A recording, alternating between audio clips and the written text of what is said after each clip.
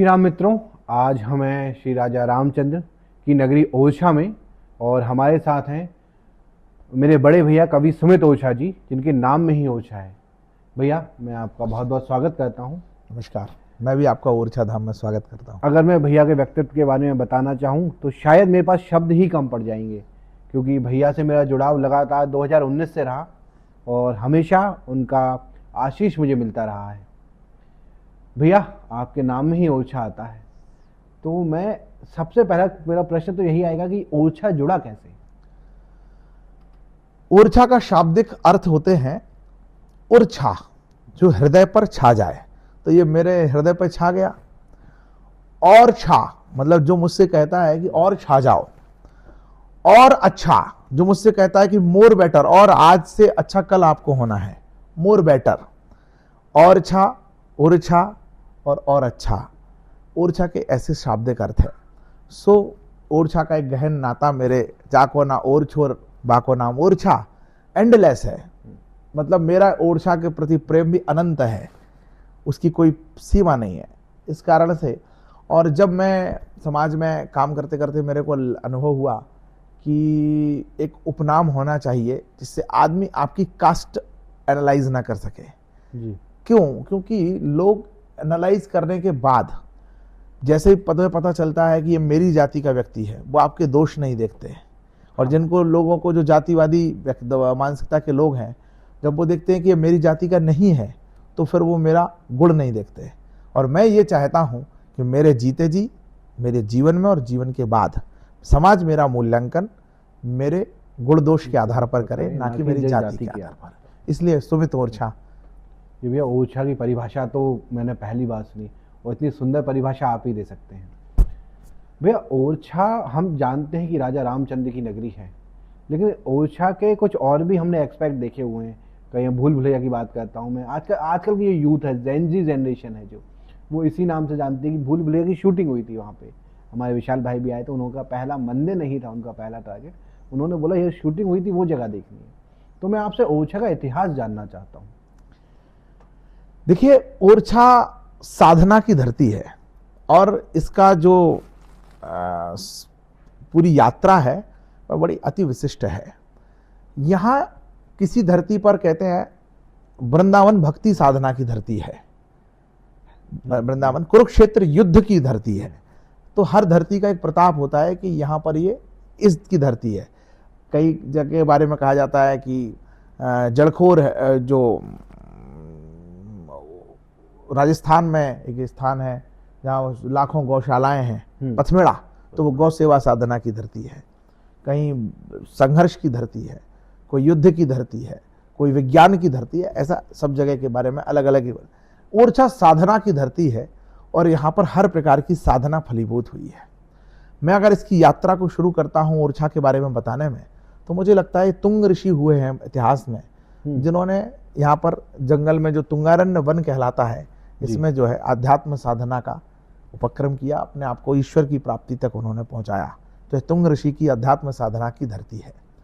यह महाराज मधुकर शाह की धर्म साधना की धरती है। अब अध्यात्म और धर्म में अंतर आपको मुझे बताने की आवश्यकता नहीं है।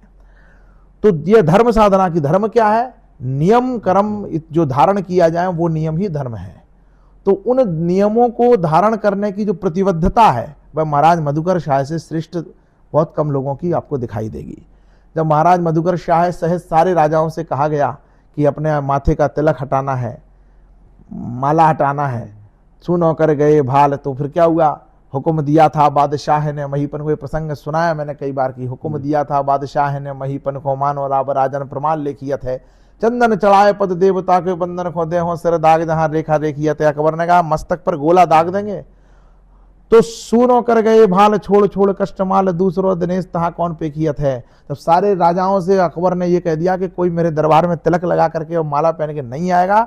ऐसे में महाराज मधुकर शाह, सारे राजा तो सुना कर गए, अपनी माला उतार करके गए अकबर के सामने, पर केवल ओरछा के राजा मधुकर शाह है जो बड़ा टीका लगा करके गए, क्योंकि उन्होंने कहा हम धर्म नहीं छोड़ेंगे, अपने नियम नहीं छोड़ेंगे। बड़ी माला पहन करके गए। अब सारे राजा तिलक विचित्र ओरछा के नर नायका, देख चकराया चित्त अकबर शाह का। बोला तुम्हें प्राणों से प्यार नहीं है मधुकर शाह, जो तुम मेरे आदेश की अवहेलना करके आए हो? और महाराज मधुकर शाह ने जो उत्तर दिया कि प्राणों से प्यार किसे नहीं होता भगवान, पर धर्म मुझे प्राणों से 1000 गुना प्यारा है। धर्म ही तो लोक पर लोक का सहारा है। धर्म दिव्य दीपक है मोक्ष मार्ग राह का, धर्म से बड़ा नहीं है हुक्म बादशाह का। जीते जी कदापि कभी धर्म को ना छोड़ूंगा, और मुख अपने कभी धर्म से ना मोड़ूंगा। तिलक लगाना धर्म मेरा है सदा ही से, धर्म छोड़ सकता नहीं मैं हुक्म शाही से। तो जब ऐसा उत्तर सुना उसने, तो अकबर मृत्यु दंड देने वाला था मधुकर शाह महाराज को। उनका दरबार था, उनका इलाका था, उनका राज्य था, उनका किला था। लेकिन भगवान की लीला देखिए, भगवान हमारे राजा कृष्ण भक्त थे, और कृष्ण भक्त राजा थे तो उनके मन में दृढ़ता थी, यतोस्त कृष्णा ततो धर्मा यतोस्त धर्मा ततो जया। अब भगवान कृष्ण का काम था कि उनको, भगवान का संकल्प है कि मैं धर्म की रक्षा करता हूं, कोई धर्म की रक्षा करेगा तो मैं उसकी रक्षा करता हूं। सो ठाकुर ने लीला कर दी, सारे राजाओं को मन में ये भाव जागृत कर दिए कि राज मधुकर शाह ने ठीक किया, हमसे गलती हो गई। और सारे राजाओं ने मधुकर शाह महाराज की अकबर के समक्ष जयकार कर दी। और अकबर के समक्ष जब जयकार करी तो अकबर, सन्नाटा छा गया पूरी सभा में, सन्नाटा छा गया सभा में। तो क्या हुआ, अकबर को समझ में आ गया कि मेरे राज्य में तो बगावत हो गई, और डरता भी बहुत था ही, इतिहास बताते हैं। अगले पल जो दृश्य बना वह धर्म साधना की जय जयकार के धरती बना देता है ओरछा को। अगले ही पल दृश्य बना, सन्नाटा सभा का तोड़, बोला शब्द वाह वाह वाह मधुकर शाह वाह वाह वाह वाह। आपने ही नित्य नियम अपना निभाया है, जान पर खेल करके तिलक लगाया है। तिलक बिना है राजा महाराजाओं का समाज, निकले टिके सिर्फ एक सच्चे आप ही आज। आफरी हूं आपकी अनोखी आन बान पर, इसमें जरा भी नहीं मेरे छल छंद है। मुझे तुम्हारा तिलक बहुत पसंद है। वाह। और आपके ही नाम से बोला, आपके ही नाम से, भाषा बदल गई उसकी। जो कह रहा था मधुकर शाह, वो कह रहा आपके ही नाम से लगाया अब जाएगा, मधुकर शाही यह टीका कहलाएगा। सम्मान तुम्हारा दुनिया में अब और अधिक ही बड़ होगा, तुम कहलाओगे टीकम शाह, नगर टीकमगढ़ होगा। वाह भी वाह। तो जो टीकमगढ़ बना वो ऐसे बना। तो ऐसे महाराज मधुकर शाह, तो ये धर्म साधना की धरती, ये आध्यात्म साधना की धरती, ये भक्ति साधना की धरती। ऐसी भक्ति की शक्ति देखिए, जब किसी कोई अपने आराध्य को अपनी धरती पर ले आए, इतनी बड़ी सरयू नदी में भगवान राम मिल ही नहीं रहे हैं, जबकि हैं उसी में, तो ढूंढने से नहीं मिले भगवान। पर जब रानी ने संकल्प कर लिया कि प्रभु अगर नहीं आए तो मैं तो यहीं प्राण दे दूंगी अपने, तो खुद का मान भले डिग जाए, भक्त का माल ना डिगते देखा। प्रभु श्री राम बैठे जिनकी गोद में, मोद मान विश्वेश, कौशल्या सानी वहीं रानी कुंवर गणेश। रानी कुंवर गणेश बाई की गोदी में प्रकट हो गए और गीत लिखने लगे, गोदी में राम लला आँखियों में पानी, और राम जी को लेके चली ओरछा की रानी। तो राम जी को पुष्य नक्षत्र में लेकर के अयोध्या से ओरछा के लिए चल दी रानी। तो यह भक्ति साधना की धरती है, यह धर्म साधना की धरती है, अध्यात्म साधना की धरती है। यहाँ के रुद्रराज बुंदेला राजा हुए जिन्होंने गाय को सिर से बचाने के लिए प्राणों का उत्सर्ग कर दिया। तो यह गौ सेवा साधना की धरती है। यहाँ रामचंद्र का जैसा श्रेष्ठ काव्य ग्रंथ लिखा गया, जिसके एक एक छंद पर लोग पीएचडी कर रहे हैं, एक एक छंद पर पीएचडी हो रही है। वह रामचंद्र का लिखने वाले महाकवि केशव की साहित्य साधना की धरती है। रानी राय प्रवीण जैसी कुशल नृत्यांगना, जिसका नृत्य के बारे में कहा गया कि नृत्य जैसे स्वयं नृत्य करता हो वैसे राय प्रवीण नृत्य करती थी। नटराज आ गए। और नृत्य कैसे नृत्य करता है वो राय प्रवीण की कला साधना। अकबर ने बुलाया दरबार में, तो वो घटना बड़ी फेमस है, बारी बाजा बिनती राय प्रवीण की सुनियो शाह सुजान, बारी झूठी पत्तल भगत है बारी बाजा स्वान। तो वह घटना है। तो यह साहित्य साधना की भूमि है, यह नृत्य साधना की भूमि है, कला साधना की धरती है। यह राष्ट्र चंद्रशेखर आजाद यहाँ रहे इसलिए राष्ट्र साधना की भी धरती है। यहाँ देशभक्ति के लिए काकोरी कांड की घटना के बाद सारा आता है जो संगठन था क्रांतिकारियों का, वो पुनः गढ़ा गया, पुनः रचा गया। तो यह कुल मिलाकर के यह तपोधरा है। और देश के यशस्वी जो आज वर्तमान का आप राम युग का कालखंड देख रहे हैं, राम राज्य का कालखंड देख रहे हैं, देश के मंदिरों का जीर्णोद्धार, देश की सेवा सुरक्षा को लेकर के जो संकल्पबद्धता आप देख रहे हैं वर्तमान शासन में, उनके भी राज्य अभिषेक के लिए, उनके भी चुनाव में विजय के लिए ओरछा की ही धरती पर अखंड राम श्री विजय मंत्र का जप हुआ था। क्योंकि यही पूरे काशी और केरला के विद्वान आकर के यहाँ नाम जप कर रहे थे क्यों कर रहे थे? क्योंकि यहाँ पर जो भी साधना होती है वह सफल होती है, इसलिए इस धरती का ये प्रताप है। तो ओरछा ऐसी धरती है और अद्भुत धरती है, अद्भुत इसहा का इतिहास है। एक एक का हरदौल का इतिहास उठाएंगे, हरदौल लाला हरदौल के संबंध साधना की धरती है, मैं विस्मृत कर दिया। यहाँ देवर भाभी के रिश्तों की ऐसी पवित्रता आपने न देखी होगी कभी। भक्ति है, समर्पण साधना की भी धरती है। अपने आराध्य के प्रति इतना समर्पण आपने न देखा होगा। लोग 4 इलायची दाने का भोग लगाते हैं ना, तो 1 मिनट में खोल देते हैं सही पर्दा लगा करके भगवान को, कि भगवान सच में ना खा लें। और अगर लड्डू पेड़ा का भोग लगाया तो पर्दा ही बंद नहीं करते। लेकिन ऐसा समर्पण भक्ति के लिए कि अपने प्रभु को राजगद्दी पर बिठा दिया और स्वयं जो है दूसरी स्थान पर चले गए, स्वयं का दूसरा राज्य बना लिया। अपना जमा जमाया राज्य कोई छोड़ता है? मर जाते हैं लोग राज्य के लिए। वो भगवान से तो उल्टा राज्य मांगते हैं। भगवान से भक्त क्या नहीं मांगते? रिद्धि देव, सिद्धि देव और देव है। रिद्धि सिद्धि गणेश जी की पत्नी है, उनसे मांगने लगते हैं। तो मतलब भगवान से लोग सब कुछ मांगते हैं, लेकिन भगवान को देना कौन चाहता है? देने का यानी समर्पण साधना का उदाहरण है, वो भी ओरछा में आपको देखने को मिलेगा। इसलिए यह धरती बड़ी अद्भुत है। इस धरती का जितना अभिनंदन किया जाए, इसका जितना वंदन किया जाए उतना कम है। वो श्लोक मुझे याद आता है भैया कि लोका विरामम रणंगधीरम राजीव नेत्रम रघुवंशनाथम कारुण्य रूपम करुणाकरंतम श्री रामचंद्रम शरणम प्रपद्ये।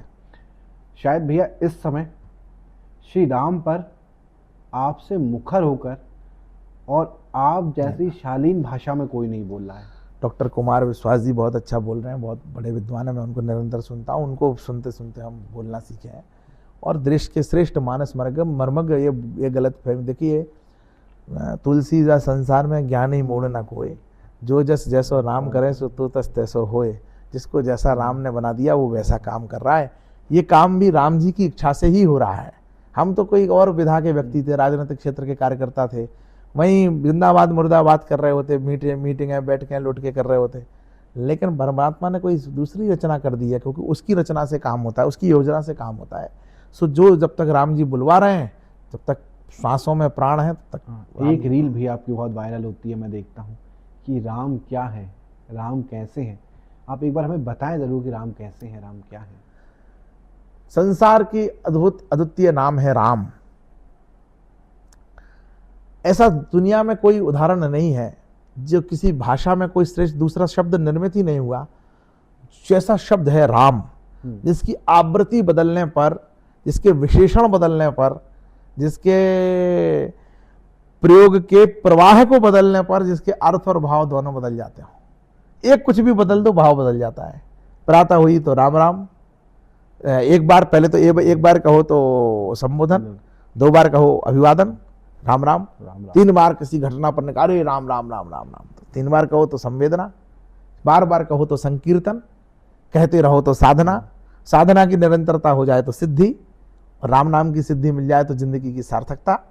प्रातः हुई तो राम राम, उत्साह बढ़ गया तो जय श्री राम, उमंग आ गई तो जय जय श्री राम, लज्जा आ गई तो हाय राम, कष्ट आ गया हे राम, कष्ट आ गया हे अज्ञानता आ गई राम जाने, कुछ मिल गया राम की इच्छा, राम की कृपा, कुछ छिन गया तो राम की इच्छा, और जीवन पूरा हो गया राम नाम सत्य। तो सारे संसार तो राम के इर्द गिर्द घूम रहा है। राम से राम की यात्रा है। इसी यात्रा में आप और हम हैं। कोई राम के विरुद्ध है, कोई राम के साथ है, पर सब राममय है। सबके अंदर राम है। जैसा जिस पर कृपा तुम्हें जाने जो जिए तुम्हें तुम्हें जनाई, उनको वही जान पाता है जिसको वो जनाते हैं। और कहा भी जाता है जा पे कृपा राम की हुई ता पर कृपा करे सब कोई। भाई हम जब भी ओरछा के बारे में सुनते हैं तो एक नाम हमें सुनने मिलता है, राजा छत्रसाल बुंदेला जी।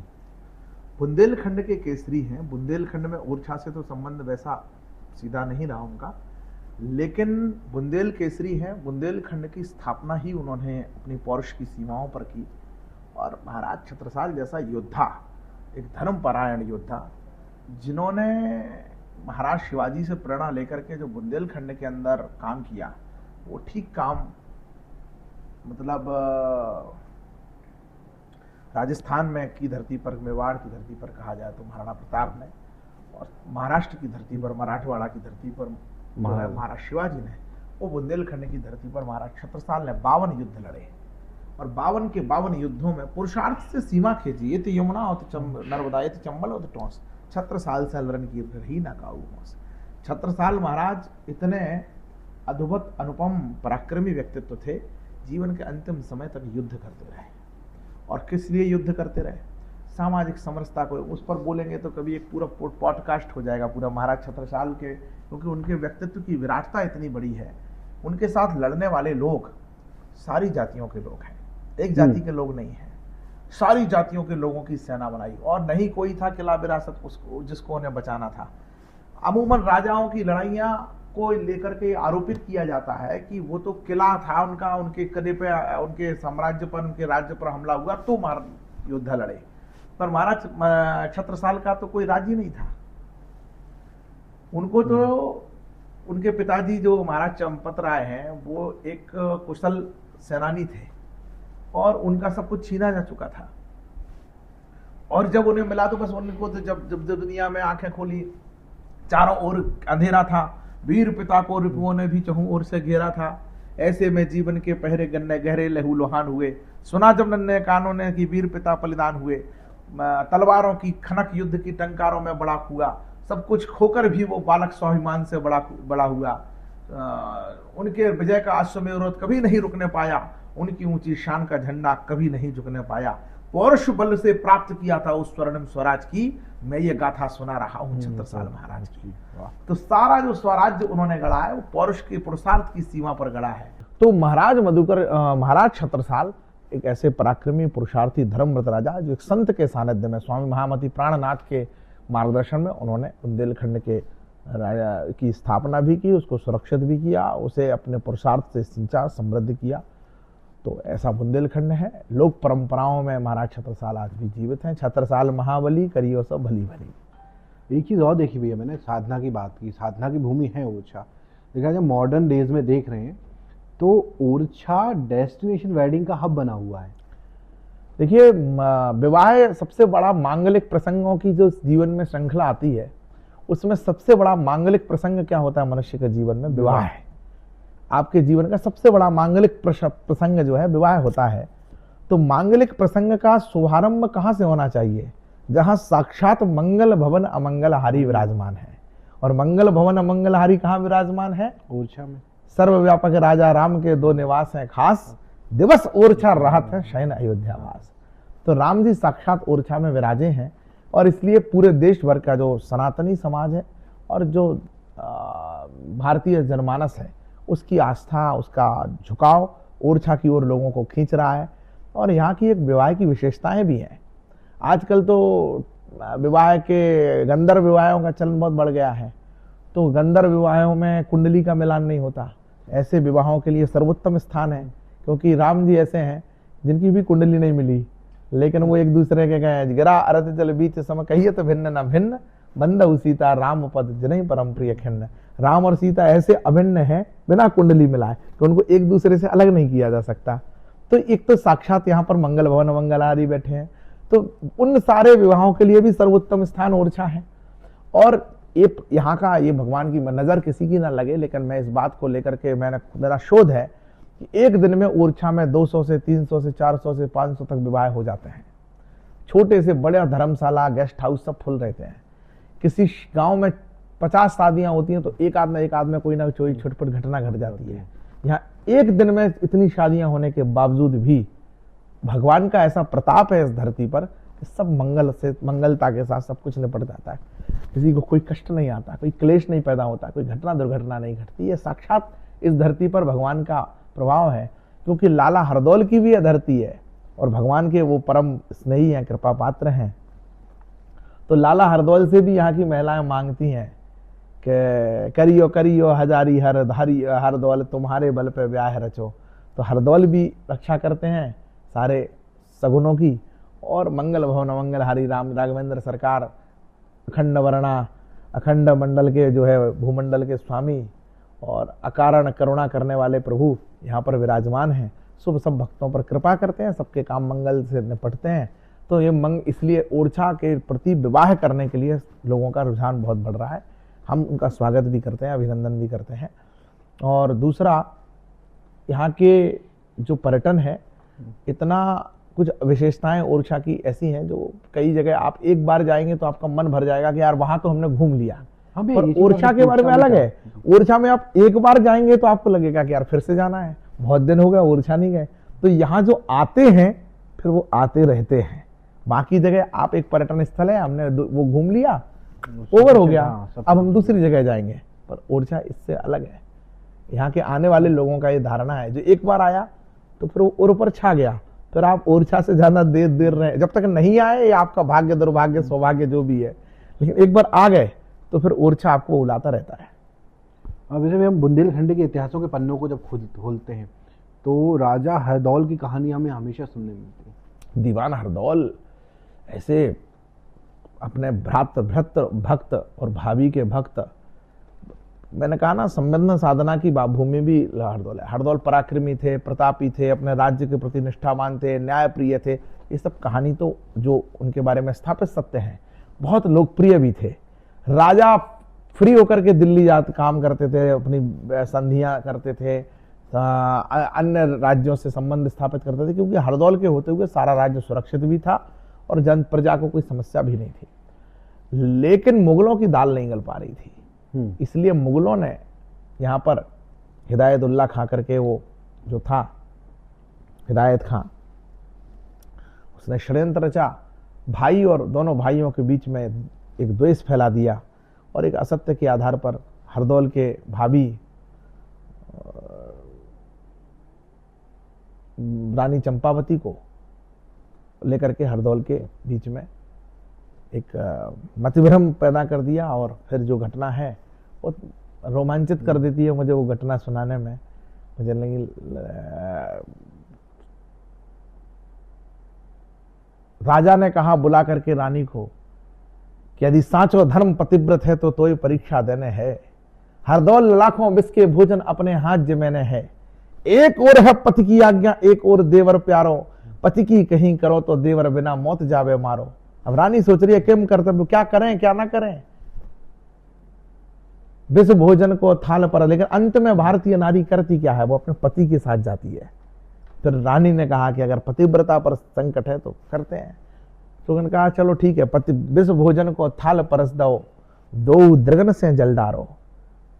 लाल हरदौल आए तो उनके लिए बुला करके उनको थाल परस दिया, जैसा वो परोसती थी रोज। लेकिन आंसू अनवरत बह रहे हैं। तो पूछत है हरदौल रुदन को कारण भोजी उच्चारो। हरदौल कहते हैं कि भाभी रो क्यों रही हो, मुझे भोजन कराने में रोज तो नहीं रोती हो। तो रानी कहती है कि मैं, बड़े शर्म की बात है लाला, कूट कूट के विष डालो। कूट कूट के विष डाला है हमने। बोले क्यों डाला है? बोले मेरे पति आपके भ्राता, उनको अपन पूरन पारो, हमने उनके कहने से ये ऐसा किया है। और फिर उन्होंने ये भी कहा कि तुम्हारा तो कोई देख, हमारी तो पति की आज्ञा थी तो हमने विष मिला दो, पर तुम्हारे लिए तो कोई ऐसा पतिव्रत धर्म नहीं है, इसका पालन तुम्हें अनिवार्य हो, तुम ये विष छोड़ करके चले जाओ। हमने मिलाया, हमने पति की आज्ञा मानी, पर तुम जो है इस भोजन को त्याग दो। हरदौल ने कहा नहीं भाभी, अगर बात तुम्हारे सम्मान पर है, तुम्हारे मान पर है, तो तुम्हारी छाती का दूध पिया है मैंने। जब तुम अपने वचन धर्म की तेग पालना कर रही, तो फिर हमने भी तो तुम्हारी छाती को दूध पियो है। हम अपने धर्म से कैसे डिग जाए? हर भाई सुन रहे छुप करके पूरा प्रसंग। पूछत है हरदौल रुदन को कारण भोजी उच्चारो, मेरे पति आपके भ्राता, उनको अपन पूरन पारो। बड़े शर्म की बात है लाला, दो कूट कूट के विष डारो। धर के लो कहने लगे हरदौल लला, बचन न भैया को टारो। बड़े गर्व की बात भ्रात को, होए जगत में उजियारो। धर के ध्यान भोग शंकर को, धर के ध्यान भोग शंकर को, लगे लगाए न विषयारो। शंकर भगवान का ध्यान किया और वो जो विष का थाल था वो अपने पास ले लिया और उसको पीने लगे। तो शंकर जी प्रकट हो गए। शंकर जी के परम भक्त थे, बताते हैं उनको अभिषेक करते थे चंदन घिस घिस करके। विष भोजन को थाल परस दो, धर के ध्यान भोग शंकर को, लगे लगायन विषयारो। शंकर भगवान प्रकट हुए उनकी चेतना में। क्या चाहते हो, इस विष को अमृत कर दूं? बोले नहीं, विष को अमृत मत कर देना प्रभु, वरना लोग सोचेंगे कि मेरी भाभी ने झूठा जहर मिलाया होगा, जहरी नहीं मिलाया होगा। तो बोले क्या करें, इस तुम्हें विष सहने की शक्ति दे दे? मेरे पास तो है शक्ति, नीलकंठेश्वर है वो। बोले नहीं प्रभु, ऐसा करोगे तो लोग सोचेंगे कि रानी ने कमजोर जहर मिलाया होगा। तो बोले फिर तुम मुझे बुलाया क्यों, जब तुमने, if you don't want any help from me then why you calling me. So उन्होंने कहा नहीं, काम तो बहुत जरूरी है आपसे। बोले व्हाट, क्या काम है। उन्होंने कहा देखो हे शिव, अब जो लाला हरदौल ने मांगा है इस संसार में सिर्फ हरदौल मांग सकते हैं। ओटीटी ने देवी देवर भाभी के रिश्तों को किस गंदगी तक पहुंचा दिया है, क्या मानस में रेखा खींच दी है देवर भाभी के संबंधों पर, उस पर नहीं जा रहा हूं। लेकिन देवर भाभी के संबंधों की पवित्रता का उच्चतम मानक क्या हो सकता है, वो ओरछा में आकर के देखना पड़ेगा दुनिया को। हरदौल ने कहा हे शिव शंकर, हे अविनाशी, बस आप समय से ऊपर हो, सृष्टि के आदि से अंत तलक बस हे शिव शंभु अविनश्वर हो, तो एक वरदान दो मुझे। बोले क्या। बोले इस धरती यम्मर पृथ्वी का जब तक भी अस्तित्व रहे, इस धरा गगन पर स्थापित मेरी माता का सत्व रहे। ये मेरे माता का जो सतीत्व है, जब तक ये धरती अम्बर है तब तक रहे। बोले अच्छा। बोले इतना ही नहीं चाहिए, एक वरदान और चाहिए। वो है पवित्र गंगा जैसी, गंगाधर सदा बताना तुम गंगा को धारण करते हो सिर पर, हे गंगाधारी, वो पवित्र गंगा जैसी पवित्र है मेरी भाभी, इस सबको बताना, क्योंकि आप काल के देवता हो। हम सब मिट जाएंगे, आप रहोगे। समय के देवता हो, मृत्यु के भी देवता आप हो, महाकाल हो आप। तो वो है पवित्र गंगा जैसी, गंगाधर सदा बताना तुम, कोई मेरी माँ को अपवित्र कहे फिर क्रोधित हो से सताना तुम। कोई मेरी माँ के लिए अपशब्द कहे कि हरदौल के साथ उनका ऐसा था, उनके चरित्र पर कोई दाग लगाए, तो फिर उसको सताना। ये हरदौल ने वरदान मांगा। इतने में जब तक विष पान कर चुके थे हरदौल, उनके भाई आए, देखा कि तो हमसे गलती हो गई। उन्होंने कहा भैया आप दुश्मन की चाल में फंस गए। लोग नहीं चाह रहे थे कि ओरछा स्वतंत्र रहे, ओरछा सुरक्षित रहे, बस उसी की चाल में आप फंस गए। तो क्योंकि हरदौल को जीत अजय योद्धा थे, अपराजय योद्धा थे, उनको जीता नहीं जा सकता था, छल से मार दिया गया।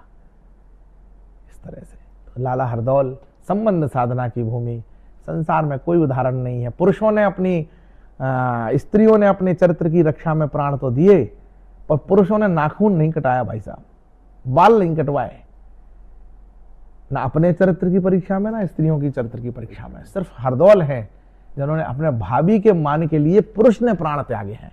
पूरे दुनिया की हिस्ट्री पढ़िएगा, कहीं मिल जाए आपको तो बताइएगा, ऐसा अनुपम उदाहरण कोई दूसरा मिले तो। परीक्षा स्त्री के चरित्र की थी, प्राण उत्सर्ग हरदौल ने किया है। भैया गंगा का आपने जिक्र किया, वैसे ही हम माँ वैत्रवती को कलयुग की गंगा कहते हैं, और माँ वैत्रवती का प्रभाव भी यहाँ से निकलता है। तो मैंने कई जगह सुना कि उनके प्रभाव की महिमा ओरछा में जाके बढ़ जाती है। तुंगारण्य प्रसिद्ध है नील भरे भरपूर, वेत्रवती गंगा वह पातक हरे जरूर। मलुकदास जी का दुआ है क्या। तुंगारण्य प्रसिद्ध है नील भरे भरपूर। यहां पर बेतवा जी पूरे प्रवाह के साथ है अपना। सात तुंगारण्य प्रसिद्ध है नीर भरे भरपूर, वेत्रवती गंगा वह पातक हरे जरूर, पाप अवश्य जरूर हरण करती हैं। तो वेत्रवती गंगा है, बेतवा जी का सप्त धाराओं में से, गंगा जी की सप्त धाराओं में से एक बेतवा जी कही जाती है। ओरछा से उनका दिव्य पावन पुण्य प्रवाह है, निर्मल होकर के बहता है, यही उनकी विशेषता है। ओरछा में शाम को आरती होती है वेत्रवती गंगा की। तो मैं श्रद्धालुओं से प्रार्थना करता हूँ इस पॉडकास्ट के माध्यम से, वेत्रवती जी की आरती में जितना जाकर के उनको प्रणाम करने का महत्व है, उसका भी लाभ उठाइए। हम कहीं भी जाते हैं, किसी भी स्थान पर जो हम भ्रमण करने जाते हैं, तो वहाँ हर जगह का अपना महत्व है, और हर कई जगह घूमने की, और कई जगह ऐसा होता है कि हमें मालूम है, जैसे ओरछा है, हमें मंदिर जाना है, हमें एक दो महल के बारे में मालूम होता है, लेकिन और कितनी जगह है कि आप ओरछा है तो वहाँ अवश्य जाएं। देखो, एक तो ये समझ लीजिए कि यह ओरछा राम भक्ति की भी धरा है, राम राजा की भी धरा है, ये कृष्ण भक्ति की भी धरा है, और भगवान भोलेनाथ की भी ये धरती है। चूंकि गंगा जी यहाँ से बह रही है, वेत्रवती गंगा, तो गंगा किनारे शिव जी का वास रहता है, इसलिए और राम जी के आराध्य शिव हैं। तो जहां पर भक्त रहेगा वहाँ भगवान भी रहेंगे।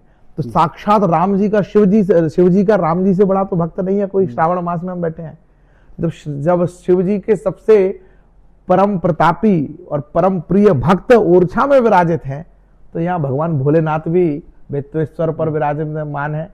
कुशनगर वाले हनुमान जी भोलेनाथ विराजमान है। यहाँ बड़े बड़े प्राचीन शिवलिंग शिव मंदिर भी ओरछा में है।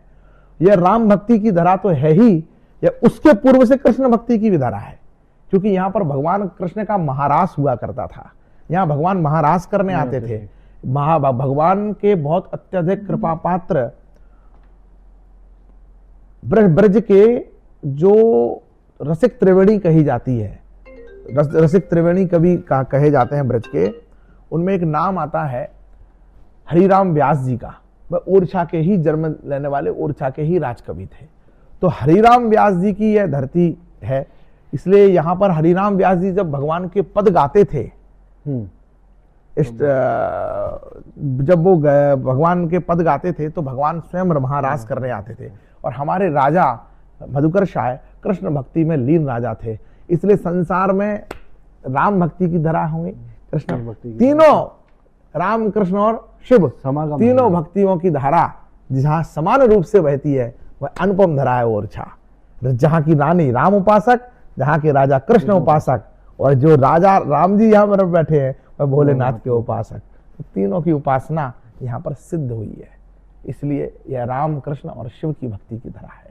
भाई हम घूमने कहाँ जा सकते हैं? हाँ, आपका प्रश्न घूमने का ही था, मैं भक्ति पर ले गया।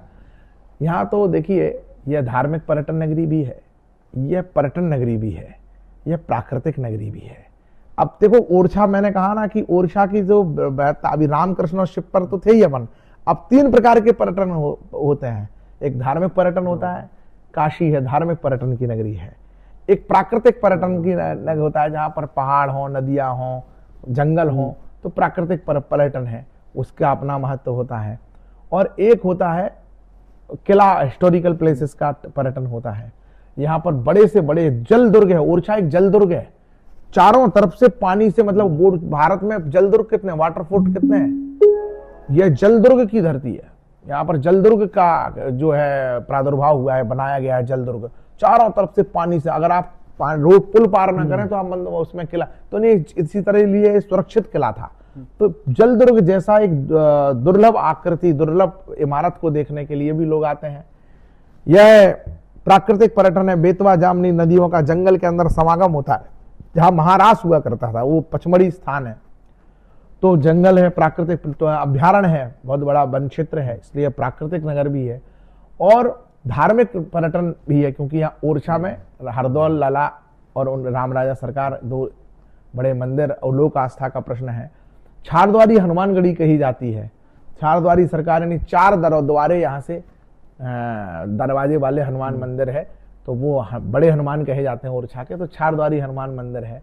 यहाँ गौशालाएं हैं उनका, क्योंकि राम जी को विप्र धेनु सुर संत है लीन मनोज अवतार, जब यहाँ पर ओरछा में राम जी आ गए तो यहाँ फिर हजारों गौवंश भी आ गया है। तो गौवंश की सेवा बहुत, परम पूज्य मलुक पीठाधीश्वर वाले महाराज जी के आश्रम की गौशाला बहुत अच्छी है यहाँ। तो यहाँ पर जो देखने योग्य है वह स्थान धार्मिक पर्यटन के केंद्र, जो मंदिर हैं, जो किले वगैरह हैं, लक्ष्मी मंदिर। अब ऐसा लक्ष्मी मंदिर दुर्लभ आपको कहीं नहीं मिलेगा। श्रीयंत्र पर बना हुआ लक्ष्मी मंदिर है। श्रीयंत्र पर आप आगे से देखेंगे तो लगेगा कि आप जो है पक्षीराज गरुड़ के दर्शन कर रहे हैं। 3 तरफ से देखेंगे तो आपको ऐसे लगेगा जैसे उनका, ऊपर से देखेंगे ड्रोन इमेज तो उल्लू की मुख की आकृति है, कहीं से भी देखेंगे तो ट्राइंगल दिखेगा, but actually it is rectangle, 5 भुजाओं का है, पर दिखता 3 भुजाओं का है, किसी भी दिशा से देखो। तो इतनी दुर्लभ उसकी जो है आर्किटेक्ट जो किया गया है, जो आज के समय में तो संभव नहीं है। और वो श्रीयंत्र पर निर्मित है। वहां बैठ करके आप लक्ष्मी जी का अगर मंत्र जप करते हैं तो बड़ी साधना सिद्धि होती है। ये स्वयं अनुभव किया हुआ चीज है, किसी के बताने वाला विषय नहीं है। तो यह यहाँ लक्ष्मी मंदिर देखिए, यहाँ आप कल वृक्ष के दर्शन करिए, यहाँ की आप वित्तुर्ती गंगा के दर्शन करिए, आप यहाँ महाराज मधुकर जो हमारे राजा हैं वीर सिंह दो जो किला है उसके दर्शन करिए, रानी महल के दर्शन करिए, राय परिमूढ़ महल के दर्शन करिए, महाकवि केशव भवन के दर्शन करिए, जहाँ महाकवि केशव रहा करते थे, उसके दर्शन करिए, लक्ष्मी मंदिर के दर्शन करिए, हरदौल बैठका के दर्शन करिए, चंद्रशेखर आजाद की उस कुटी के दर्शन करिए जिसमें चंद्रशेखर आजाद जी ब्रह्मचारी हरिशंकर का वेश बना करके रहा करते थे, और राम राजा के मंदिर के साथ में ही जो है झाड़ूदारी सरकार के दर्शन करिए। और वो पाताल हनुमान, जहां राम जी जिस हनुमान, एक हनुमान मंदिर है जिनके चरणों में पाताल, मतलब इतना गहरा कुंड है, छोटा सा कुंड है, इसकी कोई थाह नहीं है। वो कहते हैं पाताल ही, वहां से हनुमान जी पाताल में चले जाते हैं और पाताल से निकलते, पाताल ही हनुमान कह जाते हैं। उन्हीं हनुमान जी को रात्रि में भगवान की आरती के बाद में ज्योति के रूप में भगवान श्री राम उन्हीं के पास छोड़ दिए जाते हैं। और मान्यता ऐसी है कि फिर राम जी को अयोध्या लेकर के जाने की जिम्मेदारी पवन पुत्र के हाथ में है, तो वो जाते हैं। इतने स्थान है, जो आप ओरछा आए तो आपको अवश्य ही दर्शन करना चाहिए, बड़ी श्रद्धा के साथ, बड़ी बड़ी जागृत भक्ति की धरा है, आनंद आ जाता है। अभी इतिहास पे मैं आज पे आना चाहता हूँ।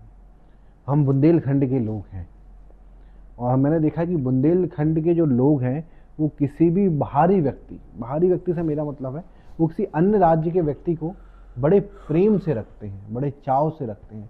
ये मेरा मेहमान है, ये मेरे घर का है, ये मेरे यहाँ आया हुआ है। लेकिन उसी परिप्रेक्ष्य में हम आजकल जो देख रहे हैं, महाराष्ट्र में जो लोग मराठी भाषा को लेके चल रहा है, ये सारी चीज़ें देखते हैं, तो आपका उस पर क्या दृष्टिकोण बनता है? देखिए, माएँ और भाषाएं अपने बच्चों से पलती हैं, बच्चों से बड़ी होती हैं, बच्चों से सम्मान पाती हैं।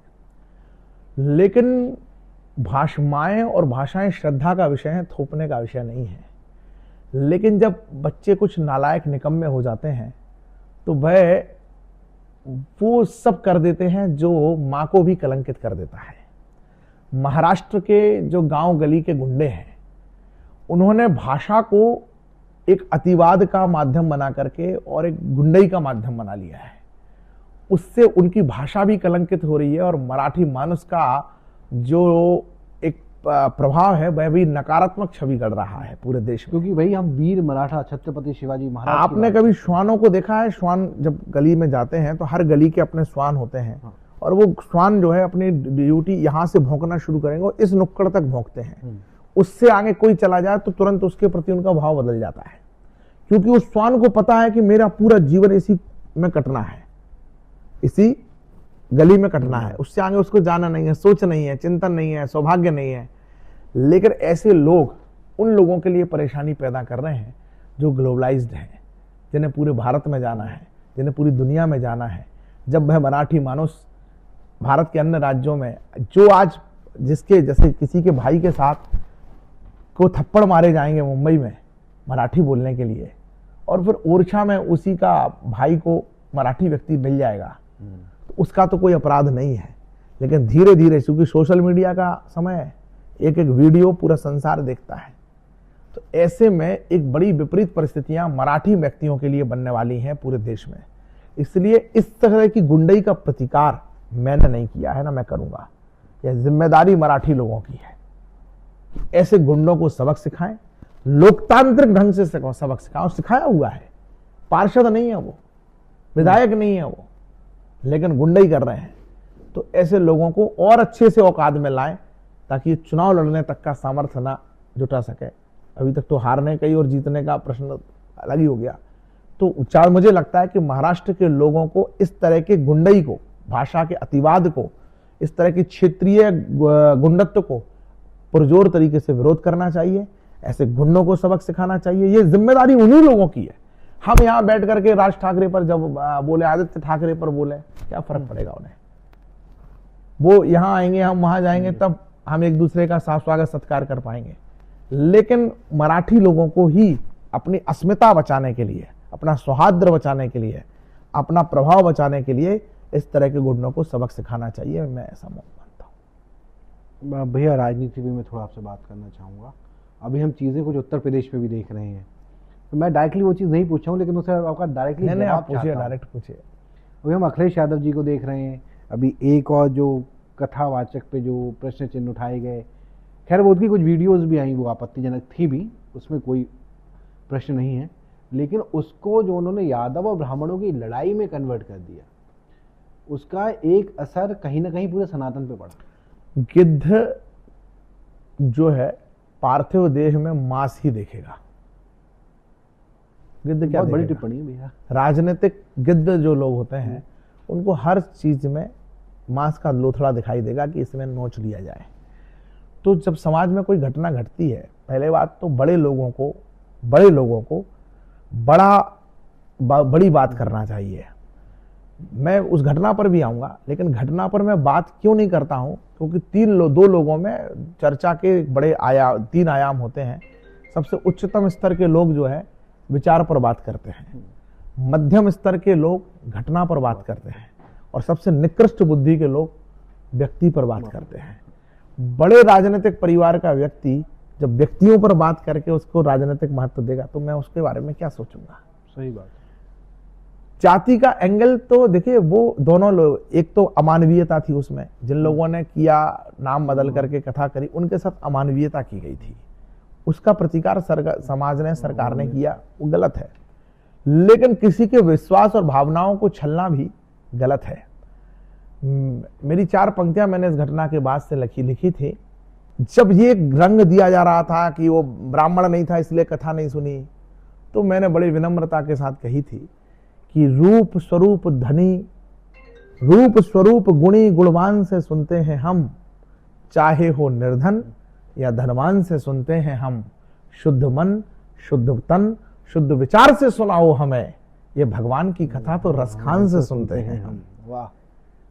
विचार नहीं किया, विश्वास से सुनी है हमने, प्रार्थना भी की और प्रयास से सुनी है हमने। प्रार्थना भी की, हे भगवान सुनाइए, कथा सुनाइए, महाराज कथा सुनाइए। विचार नहीं किया, विश्वास से सुनी है हमने, प्रार्थना भी की और प्रयास से सुनी है हमने। शुद्ध विचार से सुनाओ, शुद्ध अंतःकरण से सुनाओ हमें भगवान की कथा। यह कथा तो संत रविदास से सुनी है हमने। यह कथा तो संत रविदास से सुनी है हमने, या कथा तो संत रविदास से सुनी है हमने। और 4 पंक्तियां इसमें और मैंने कही थी। जल अग्नि आकाश समीर से सुनी है हमने, जल अग्नि आकाश समीर से सुनी है हमने। यह धर्म की कथा तो धीर से सुनी है हमने, यह धर्म की कथा तो धीर से सुनी है हमने। शुद्ध मन से सुनाओ हमें, गाओ भगवान के गुण। शुद्ध मन से सुनाओ, गाओ भगवान के गुण। उस निर्गुणी की कथा तो कबीर से सुनी है हमने। वाह, जुलाए थे कबीर। कौन नहीं गाता है? बड़े बड़े संत व्यासपीठ से कबीर को गाते हैं, रसखान को गाते हैं।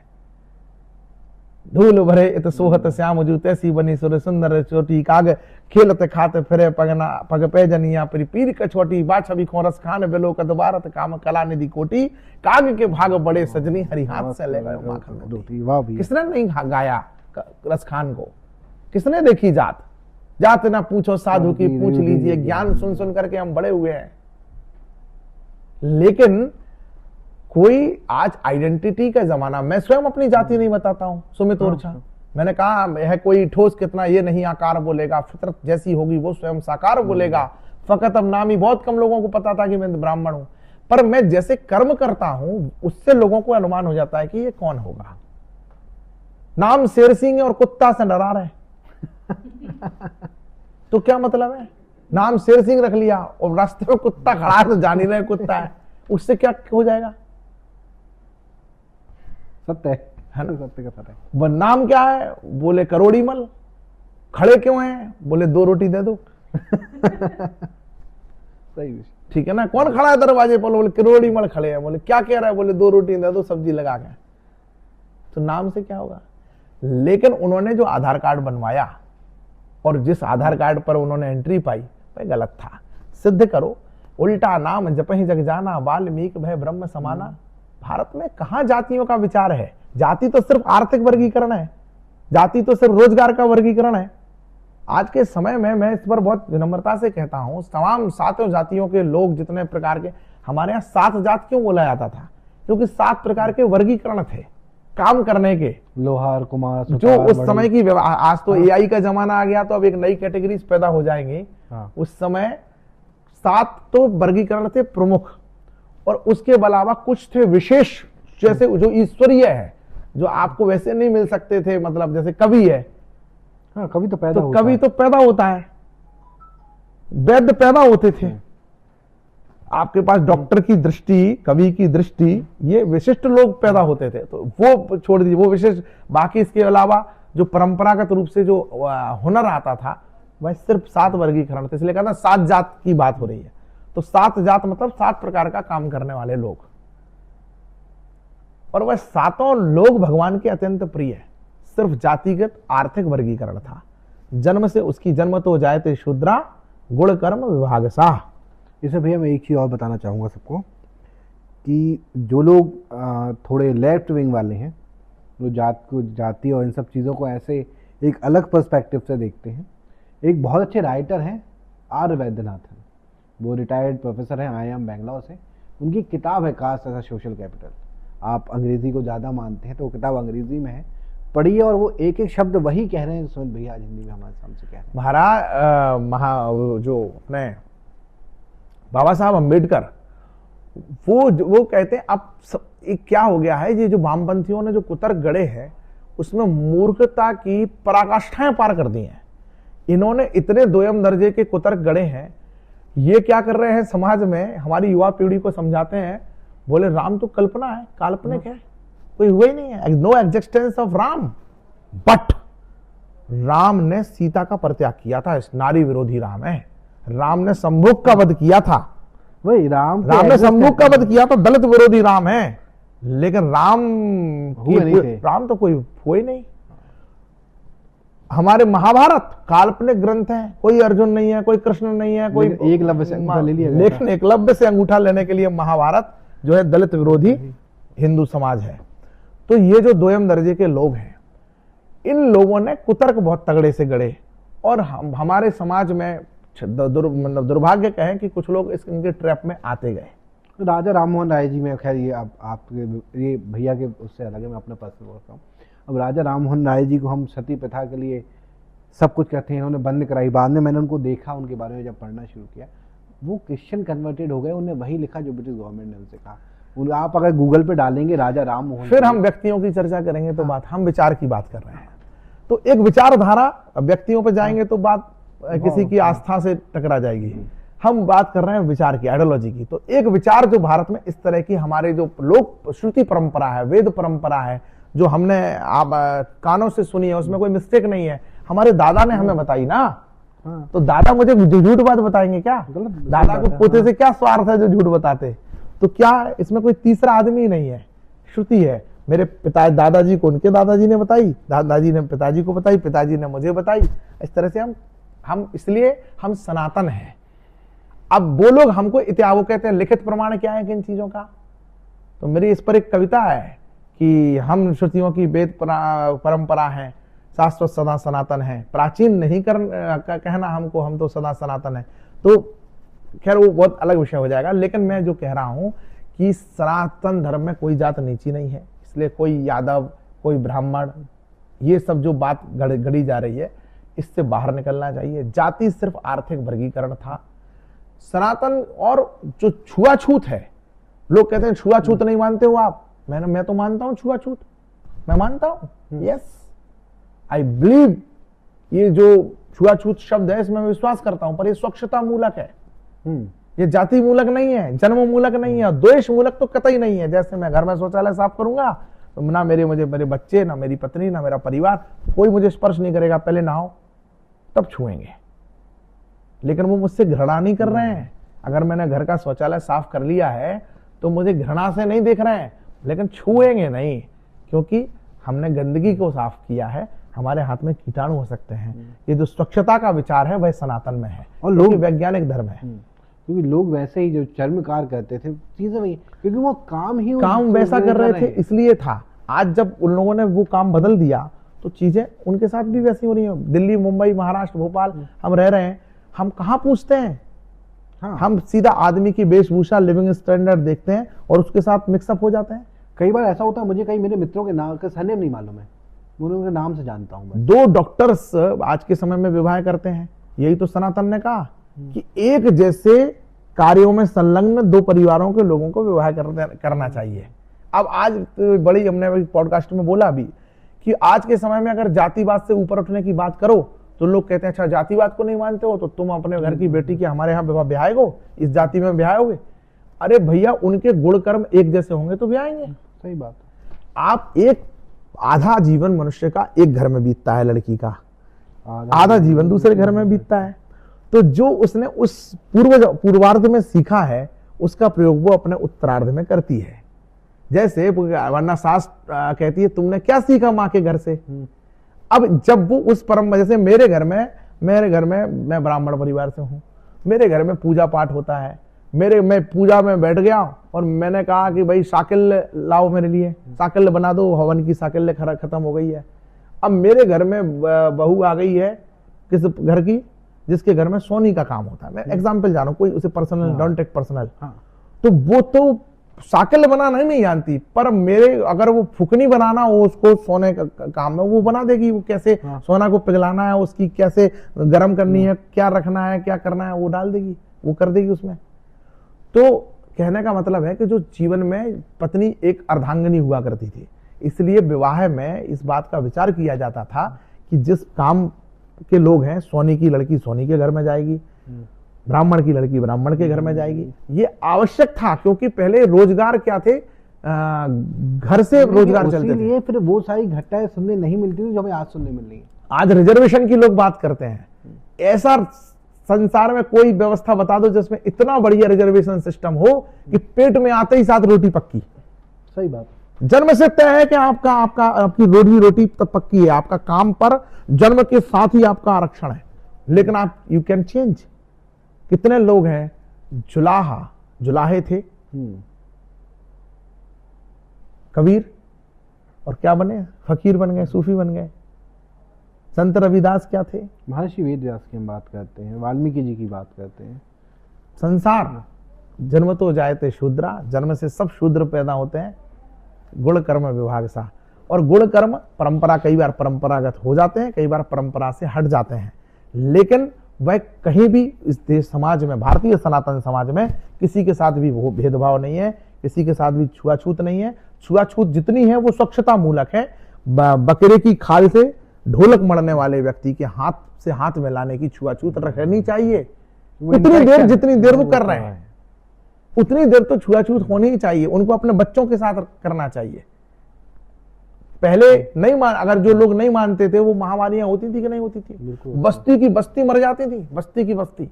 जब छुआछूत के साथ स्वच्छता का विचार नहीं मान रहे थे लोग, तो ये आज कोरोना ने बताया ना, छुआछूत रखनी है, छूना नहीं है, डिस्टेंस रखनी है। कितनी डिस्टेंस रखनी है, इतनी, पर घृणा नहीं है। 13 दिन का विचार सनातन ने सिखाया, तो 13 दिन का क्वारंटीन पीरियड क्यों किया WHO ने? हाँ, बहुत सही बात।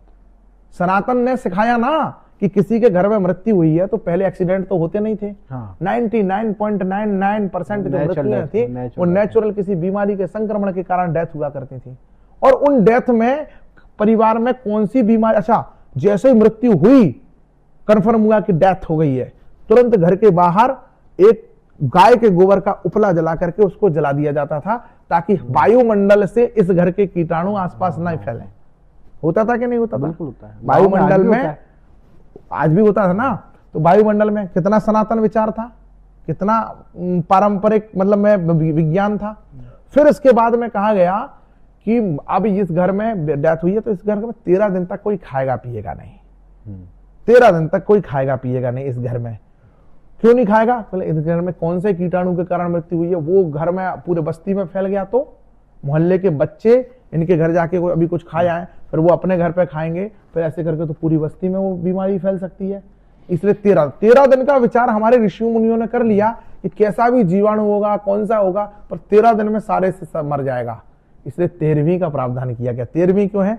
अब इसके घर में लोग जा सकते हैं, इनके घर का भोजन कर सकते हैं। ये त्यक्त ना बना रहे समाज में, इसलिए उसे अपनाने का भी विधान किया गया है। फिर आप देखिए, अब इसमें और वैज्ञानिकता देखिए। महिलाओं से कहा गया कि तुम घर पे ही रहोगी, तुम शमशान घाट तक नहीं जाओगी।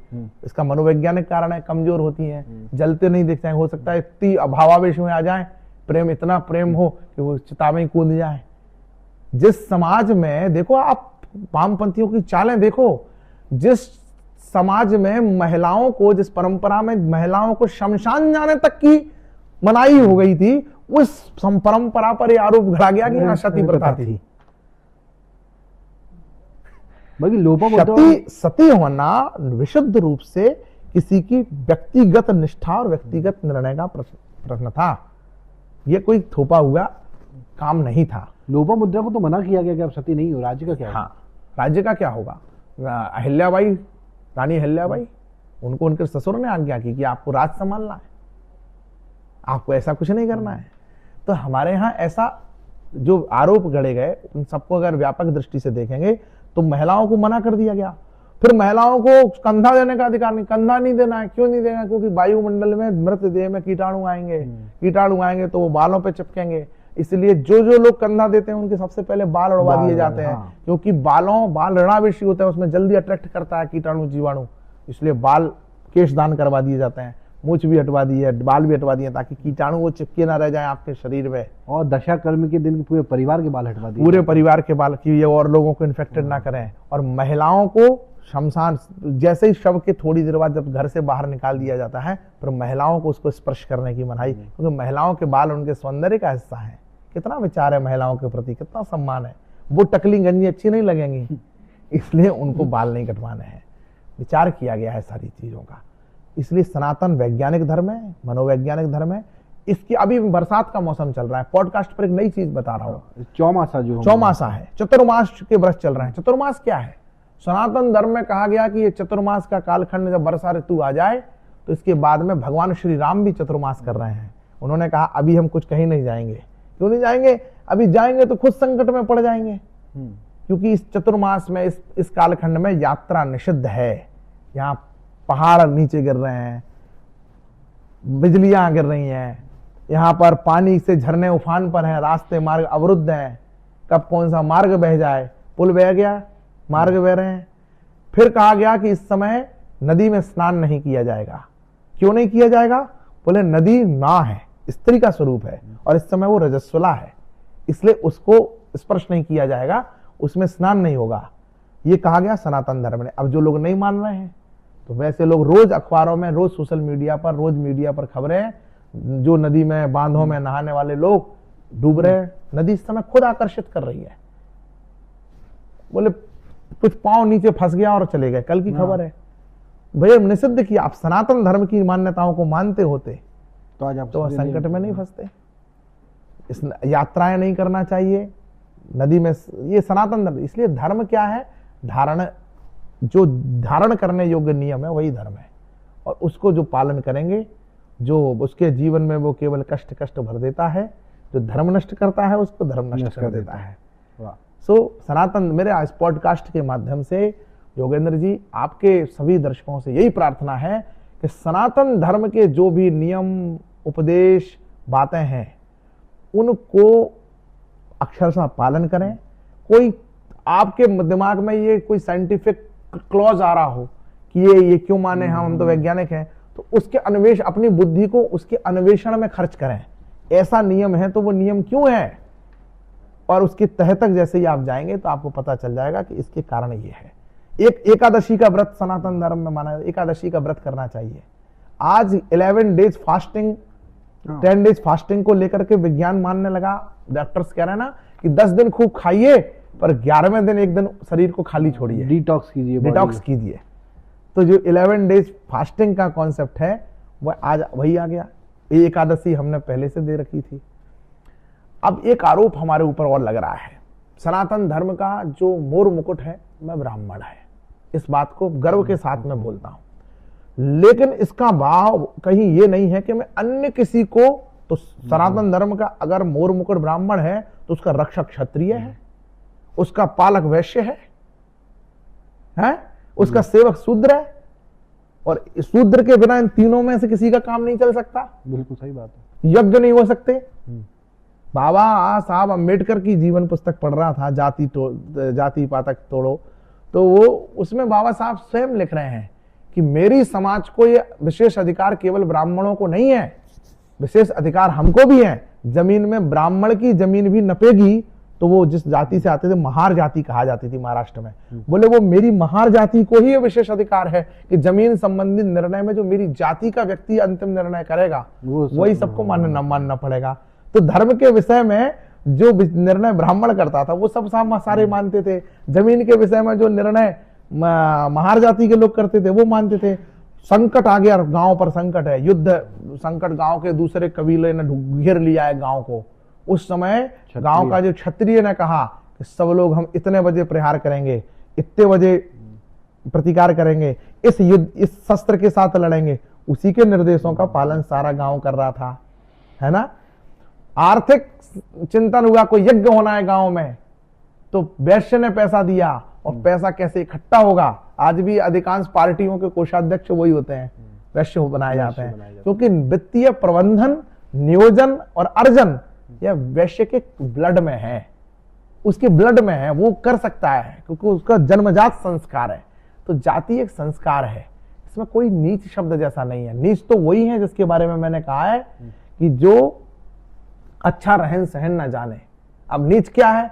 अच्छा रहन सहन न जाने, जो बहनों को बहन न माने, धर्म सुधा जो पीने ना दे, जो जीवों को जीने ना दे, जो धरती की पीर न समझे, जो गंगा का नीर न समझे, जो तीर्थ और धाम न जाने, जो भी मेरा राम न माने, पर्यावरण को नष्ट करे जो, गौ माता को कष्ट करे जो, सबके बीच कहेंगे हम, उसको नीच कहेंगे हम। तो कोई जाति हमारी नीच नहीं है, सारी जातियां उच्च हैं, सबकी अपना गौरव है, सबका अपना गुण धर्म है, और सबका बहुत सम्मान सनातन में है। पूरा शरीर परमात्मा का यही सनातन है, उसमें सब जातियों का मान सम्मान सुरक्षित है, उनकी गरिमा है, उनका वर्णन है। सबको बहुत बहुत प्रणाम है। एक जाति में रहिए, जो आप क्षत्रिय हैं तो आप बाकी के 3 के प्रति कृतज्ञता का भाव जिए। यार ब्राह्मण 4 बजे उठते हैं, हम तो 7 बजे सो रहे हैं। 4 बजे उठ करके 5 बार पूजा करना है, गायत्री जपना है। आपके अंदर इतना धैर्य नहीं आ सकता है। 5-5 घंटे जप कर रहे हैं, क्या सुख मिल रहा है? नहीं, जब हम टीवी देख रहे हैं वो जप कर रहे हैं। उनके बारे में सोचिए कि वो इस धर्म के, इस पृथ्वी की पालना में कितना योगदान दे रहे हैं। ब्राह्मण क्षत्रिय के बारे में सोचे, बरस 18 क्षत्रिय जीवे आंगे जीवे को धिक्कार।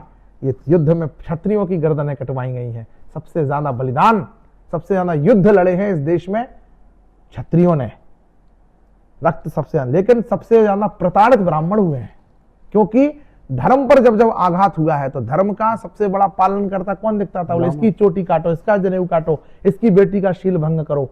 सारे आक्रमण सबसे पहले ब्राह्मण के ऊपर हुए हैं। फिर भी उसके बलवेदी पर अपने प्राणों को अर्पण करके ब्राह्मण ने जो है धर्म बचाया है। शिखा नहीं कटने देंगे, जनेऊ नहीं कटने देंगे, अभक्ष नहीं खाएंगे। एक बार कर दिया होता सब नष्ट तो आज वो शिष्टाचार बचा होता क्या? नहीं, रक्षा की है। क्षत्रियों ने उसमें सहयोग किया है, रक्त की अंतिम बूंद तक बहाई है। वैश्यों ने भामाशाह के रूप में आकर के, राणा के पास नहीं पैसा, पैसे के बिना नहीं सेना, तब भामाशाह बड़ा आगे लेकर अपना सोना गहना।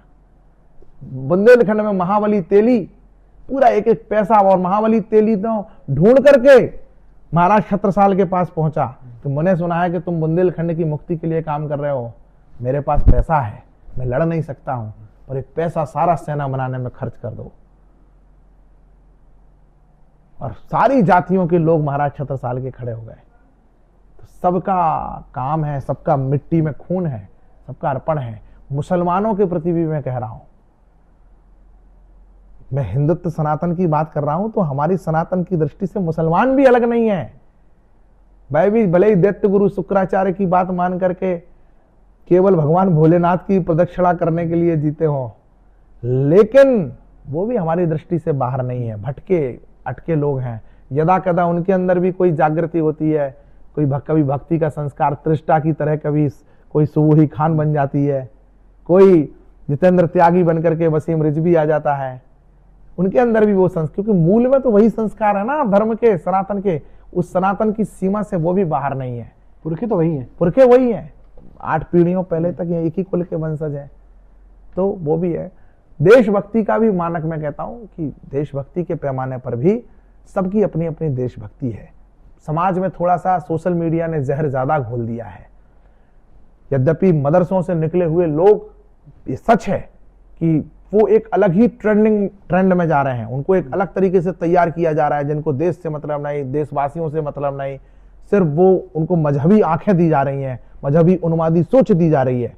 इसके अलावा जो कुछ अच्छा है वह सोचने योग्य है कि वो श्रम कर रहे हैं हमारे देश के लिए, देश के की जीडीपी को बढ़ाने के लिए जितना श्रम मुसलमान कर रहा है, हिंदुओं को उससे सीख लेने की आवश्यकता है। आप ही की एक बात मुझे याद आती है कि हम जब सुबह सोकर उठते हैं उससे पहले हमको एक आलू का एक आलू का 1000 का बोरा 3000 में तुम्हारी बस्ती में बेच चुका होता है। उस समय हम सरकारी नौकरी का ख्वाब लिए हुए जागते हैं।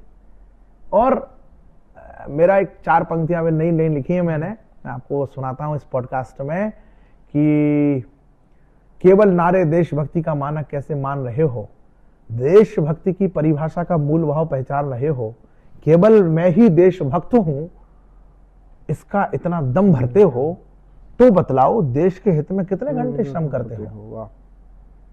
तो बतलाओ देश के हित में कितने घंटे श्रम करते हो। मेरी बात का अर्थ समझना, मैं किसी की परस्ती नहीं कर रहा हूं। मेरी बात का अर्थ को समझने का और भाव को समझने का प्रयत्न करिएगा।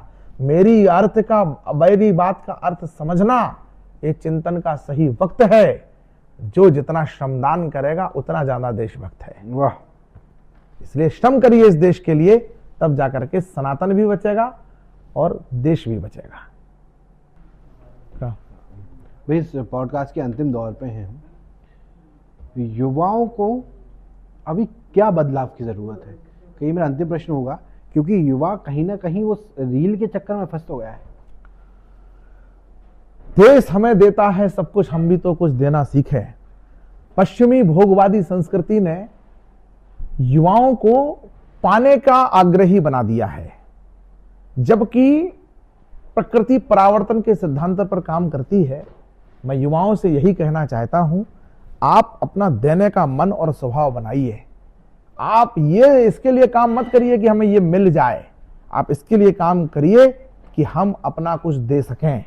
जब आप देने के लिए निकलेंगे तो आपको वो सब मिलेगा जो आप इस सृष्टि को देंगे। आप मान देंगे, मान मिलेगा, सम्मान देंगे, सम्मान मिलेगा, धन देंगे, धन मिलेगा। देने का भाव बनाइए। देने से आपके जीवन में हम देश हमें देता है सब कुछ, हम भी तो कुछ देना सीखें। ये जो पश्चिमी भोगवादी संस्कृति ने शरीर को केंद्र बना दिया है, उसने कहा कि शरीर मिलेगा, शरीर का सुख के लिए ही मनुष्य को जीना है। पर शरीर के सुख के लिए जीने से मनुष्य को ना मोक्ष मिलेगा, ना उसे सफलताएं मिलेंगी। मनुष्य को इस परमात्मा और प्रकृति के संरक्षण और संवर्धन के लिए अपने सुख को खोजना चाहिए। देने में जो सुख है प्रकृति से प्राप्त करने में सुख नहीं है। सो परमात्मा के लिए, प्रकृति के लिए, समाज के लिए कुछ देने का भाव लेकर के अगर युवा जीना शुरू करेगा तो उसे धर्म भी मिलेगा, अर्थ भी मिलेगा, काम भी मिलेगा, मोक्ष भी मिलेगा। ये जो 4 चीजें मैंने प्रयोग की हैं, पॉडकास्ट के अंत में युवाओं को एक ही कह रहा हूं कि मेरे जीवन में जो सबसे बढ़िया ज्ञान मुझे मिला है वो यही मिला है सनातन से कि 4 पुरुषार्थ हैं और 4 पहर हैं। पहले कोई जी रहा है इस बात के लिए कि हम एक काम अभी कर लेंगे, एक बाद में, जबकि उसे आदर्श जीवन के लिए, संतुलित जीवन के लिए एक ही दिन में 4 काम करने चाहिए। प्रातः काल धर्म करिए, पहला पहर है प्रातः काल धर्म करिए। दूसरा पहर है अर्थ का, दिन भर पैसा कमाइए। तीसरा पहर है काम का, संध्या काल है काम का, यानी पारिवारिक संसारिक जो आपने अर्जित किया है, धर्म से अर्थ की प्राप्ति होती है, अर्थ से कामनाओं की पूर्ति करिए। संसारिक पारिवारिक जो जितने प्रकार के विलास हैं उन सब का आनंद लीजिए। और चौथा है मर्यादा होकर के, क्योंकि मर्यादा ही पशु मेरा पॉडकास्ट सुन करके लोग कहें भैया ने कहा शाम को तो कुछ भी करो। भोग सभी प्राणी करते हैं पर सबको हमको अलग बनाती है। मर्यादा ही पशु पक्षी से हमको पृथक बनाती है।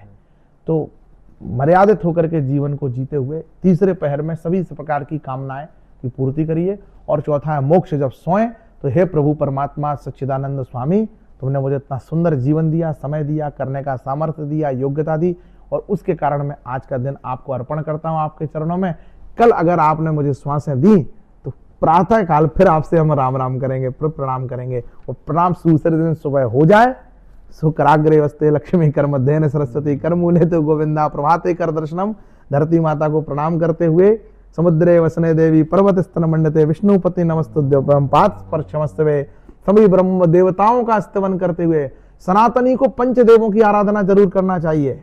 सनातनी को रामचरितमानस का पाठ अवश्य करना चाहिए, क्योंकि यह सकाम ग्रंथ है। आपको जीवन में सब कुछ मिल जाएगा रामचरितमानस से। प्रेम चाहिए जिंदगी में, जहीं पर जहीं के सत्य चने हो तो तह मिलह न कछु संदेह हो। इस चौपाई का जप कर का पाठ कर लो और इस चौपाई का संपुट लगा करके मानस पढ़ लो। प्रेम जिससे करोगे, प्यार जिससे करो, डूब करके करो, एक न एक दिन तुम्हें प्यार मिल जाएगा, वो प्रेम तुम्हें जरूर प्राप्त होगा। अगर तुम्हें धन संपत्ति चाहिए तो भी ये सकाम ग्रंथ है, इसी से मिलेगा आपको। जय सकाम नर सुनहि जय गावै, सुख संपत्ति नाना विधि पावै। और अगर आपको जीवन में कोई संकट है, समस्या है, तो दीन दयाल विरस संहारी, हरऊ नाथ मम संकट भारी। सच्चे मन से भगवान राम और सीता का ध्यान करते हुए इस चौपाई का जप करिए, आपके जीवन के संकट कट जाएंगे।